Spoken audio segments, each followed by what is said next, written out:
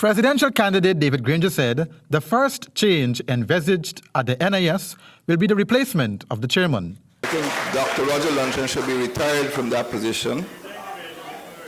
And we need to review the working of the entire national insurance scheme, which is being used as a sort of cow to provide financial milk to this regime.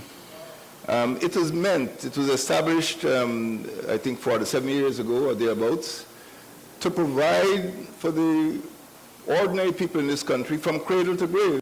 Granger said NIS funds are being siphoned off by the PPC administration, thus putting the entire scheme in jeopardy. It is a great paradox that older folk cannot have access to cheaper medication or spectacles or dentures. I know some people have access to dental treatment.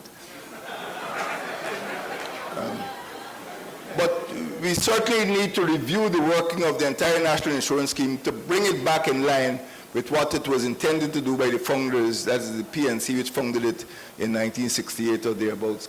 Kathy Fowler, a public servant, told the APNU AFC representative of an experience she had when she visited one of the NIS offices. Just recently I was there to do my spectacles because it got broken, and I had to stand the expense of my spectacles because they say the 2 years isn't up.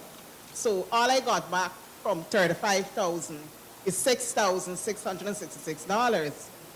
What I want to ask you, Mr. Granger, in your planning, what system you have in place to that? Also, there was a senior person who was there, a woman in her 70s, and the clerk told her, we couldn't give you a spectacles because your 2 years is not up. So she said, son, there's nothing you can do to help me. He said, no, Mom, you got to go and find your spectacles the best way you could. Last November, the NIS revealed that the scheme is indebted to thousands of contributors, but could not identify those contributors. Andrew Weeks, HGP Nightly News.